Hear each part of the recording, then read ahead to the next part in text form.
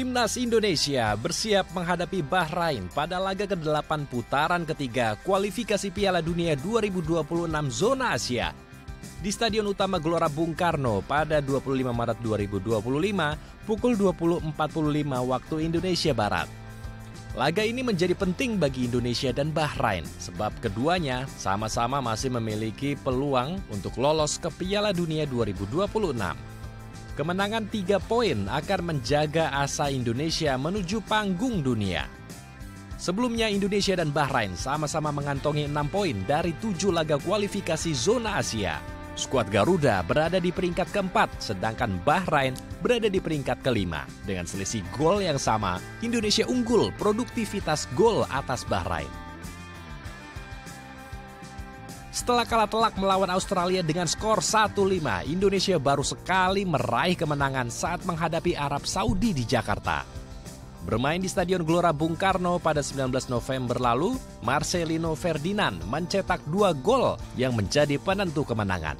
3 poin yang diraih dari laga itu membawa skuad Garuda naik ke peringkat ketiga klasemen grup dengan mengemas 6 poin. Ya, untuk membahasnya lebih lanjut kita telah terhubung langsung dengan Mahfudin Nigara selaku wartawan sepak bola senior. Kita langsung sapa.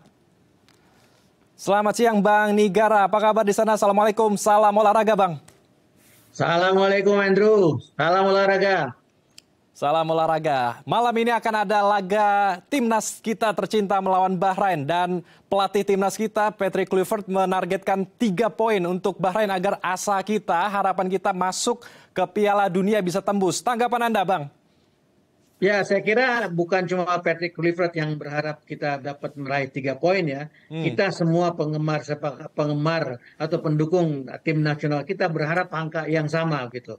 Nah, persoalan paling fundamental adalah kita tidak boleh overconfidence. Main di rumah sendiri, kita hampir menang. Sebetulnya kita menang waktu main lawan Bahrain di rumah Bahrain, tapi wasitnya agak kelewatan gitu sehingga kita akhirnya harus menerima fakta kita seri dengan Bahrain. Tetapi persoalan yang paling fundamental tadi seperti yang saya katakan, jangan kita overconfident. Nah, ini yang terjadi ketika kita akhirnya dikalahkan oleh Australia kemarin 5 hari yang lalu. Ya, kita terlalu percaya diri bahwa kita bisa mengambil minimal 1 poin. Ternyata Patrick Kluivert belum bisa menerapkan ilmunya, belum bisa menerapkan strateginya. Latihan baru 1 hari, ya. Pemain ada beberapa pemain yang baru 1 hari ketemu. Ya, belum pernah latihan 1 kali, itu pun latihan ringan karena menjelang pertandingan. Nah, ini juga persoalan paling fundamental. Kalau kita bisa menekan ini, maka insya Allah kita bisa memetik 3 poin. Ya, karena nggak ada pilihan lain buat kita. 1 poin berarti kita kecelakaan. Apalagi kalau kita kalah. Ya, jadi sekali lagi jangan berlebihan melihat ini dan jangan juga terbayang-bayang terus bahwa kita sudah dirujak oleh Australia. Jangan lagi dibayang, udah ditinggalkan aja itu, kita pandang ke depan seperti apa ya. Nah, apa yang sudah baik ditinggalkan oleh Sintayong, pemain belakang misalnya, ya kuartet belakang yang sudah baik, jangan diombak. Kemarin tuh dirombak total sehingga membuat situasi menjadi tidak nyaman. Ya, misalnya Rizky Ridho dengan Bang J itu kan sudah duet yang cukup solid gitu ya, mumpuni sehingga dia sangat tangguh di belakang. Ya, kemudian ada Justin Hubner yang karena sekarang akumulasi kartunya sudah selesai. Ada boleh nggak apa-apa Kevin Dix ditambahkan di situ karena sesuai situasi dan kondisi. Nah, sekarang yang ini nih jangan lagi diubah gitu. Dengan posisi seperti ini pandangan kita loh ya, pandangan kita secara logika. Tetapi tentu pelatih punya perhitungan-perhitungan tersendiri. Nah, mudah-mudahan perhitungan-perhitungan Patrick Kluivert ya tidak keliru seperti kemarin dia melakukan kekeliruan ketika bermain di Australia. Begitu Andrew. Baik, jadi jangan terlalu overconfidence dan kekalahan kita melawan Australia dengan skor 5-1 jangan terlalu berlarut-larut menjadi duka kita ya, dan formasi yang sudah firm jangan terlalu banyak dirombak.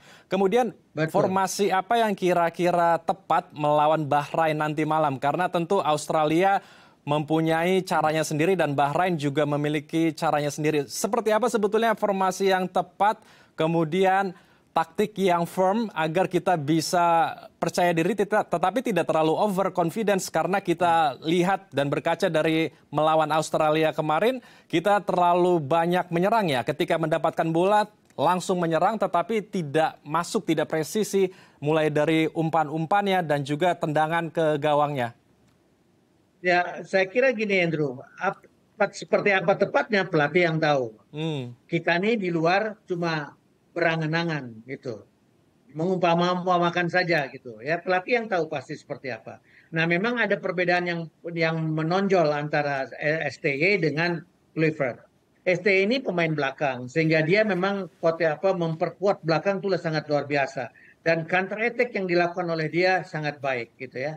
Nah, sementara Clifford ini adalah mantan pemain nasional Belanda, mantan bintang Belanda yang mainnya selalu ofensif gitu loh. Nah ini juga yang jadi titik persoalan. Jadi kalau kemarin dia menerapkan pola 4-3-3, saya nggak tahu apa yang mau diterapkan sini. Tetapi bagi saya yang paling penting, apa yang sudah ditinggalkan oleh Sintayong, ya semuanya nggak semua jelek gitu. Ada yang jelek, tapi ada juga yang bagus. Misalnya gini, Sintayong nggak punya nih goal getter yang bisa membuat menjadi mesin gol kita gitu, sehingga kita minimal banget golnya yang kita cetak gitu. Ya, nah, tetapi sekarang ini yang coba dirombak gitu. Nah, kalau saya boleh memilih di depan, saya nggak pakai Struijk ya. Saya pakai Marcelino, pakai Mangun, dan pakai Ole di depan. Saya tapi sekali lagi itu hak pelatih, dan pelatih punya pandangan sendiri. Sebagai wartawan, sebagai pengamat, sebagai penonton, sebagai penikmat, kita punya hitung-hitungan tersendiri. Hitung-hitungan saya mungkin juga sama dengan beberapa teman-teman yang lain, juga sama hitung-hitungannya maunya seperti ini gitu. Nah, karena Mangun, Marcelino adalah pemain yang sebetulnya mampu bikin gol dan bisa bikin gol, udah dibuktikan gitu, dua-duanya mampu mencetak 2 gol ya. Nah, sementara Ole baru main 1 kali, apapun orang bilang itu gol hiburan segala macam, dia mampu membuat gol. Maka dan kemudian dia diasumsikan akan mampu menjadi goal getter bagi tim nasional kita. Tetapi suppliernya kan harus dibutuhkan voting yang betul untuk dia sehingga dia mampu melakukan hal itu. Dan jangan lupa, saya juga yakin bahwa Bahrain akan melakukan counter attack seperti apa yang dilakukan Australia. Ya, apalagi dia bermain di rumah kita. Ya, dan kita punya keuntungan, Andrew, yang paling pokok. Yang ini yang ditakutkan oleh Bahrain. Mudah-mudahan penonton kita, supporting kita yang tiketnya sudah habis dari 5 hari lalu, ya bisa memberikan support yang menjadi pemain ke-12 yang membuat gentar pemain-pemain dari Bahrain. Tetapi ingat, ada batasnya. Jangan kelebihan. Kenapa? Karena kalau kelebihan ada hukum ya FIFA yang mengancamnya di dalamnya. Itu hati-hati sekali. Jangan pakai flare, jangan melempar, jangan rasis, jangan segala macam. Ini penting sekali untuk diingatkan kepada penonton kita. Kenapa? Karena penonton kita marah karena perilaku dari apa yang kita terima pada saat kita di Bahrain, apa yang diucapkan oleh Bahrain kepada kita. Begitu, Andrew. Baik, jadi suportivitas juga harus diterapkan ya pada saat nanti malam laga kita melawan Bahrain. Baik, menarik sekali perbincangan kita. Wajib. Kita akan lanjutkan tapi setelah jeda berikut ya, Bang. Baik, pemirsa, kami akan melanjutkan diskusi kami. Tetap bersama kami di Halo Indonesia.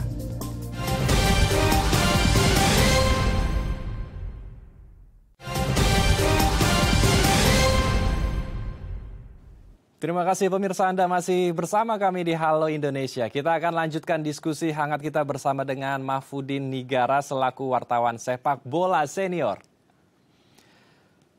Bang Nigara, melanjutkan diskusi hangat kita. Jadi ada pemain kita yang akan kembali turun ke lapangan, yaitu Mangun di sisi sayap dan ada Justin Hapner di back. Mereka berdua akan kembali ke tengah lapangan. Kalau menurut prediksi Anda, apakah ini akan menjadi angin segar untuk skuad Garuda kita? Kalau Hapner diturunkan di belakang, maka dia posisinya akan 3 pemain yang sudah biasa bermain dengan Sintayong. Ya, ada Bang J, ada Rizky Ridho, ada Hapner. Kemudian di sebelahnya ada Kevin Dix. Oke, nggak ada masalah gitu ya. Nah, cuma memang mesti diingatkan bahwa Hapner itu emosinya sering kelewat batas gitu. mudah-mudahan tidak terjadi dalam kotak penalti. Nah, kalau terjadi di kotak penalti ini akan berbahaya buat kita. Ya, anak muda, ya energinya cukup begitu, kemudian fisik yang juga mumpuni, kemudian dalam posisi seperti ini berat buat dia untuk sering terlalu berat bebannya barangkali sehingga emosinya sering meledak gitu. Nah, kita berharap tentu saja tidak meledak di tempat yang keliru sehingga itu menimbulkan kecelakaan buat tim kita. Nah, kemudian Mangun di depan, makanya tadi saya bilang saya berpikir dan berharap trio ini yang diturunkan oleh Kluivert ya. Ada di tengah ada Ole ya, kemudian di kanan ada Marcelino, dia ada Mangun, di kiri ada Marcelino, atau di kanan Marcelino, di kiri Mangun, itu terserah aja. Tapi trio ini di depan saya kira akan menambah potensi kita untuk berkreasi untuk bisa membuat gol gitu. Dan Tom Haye di tengah untuk supplier bolanya ke depan dengan cermat dan cekatan. Begitu, Andrew. Oke, semoga bisa memberikan kita lebih banyak ide ya untuk berkreasi saat nanti laga ya. Amin.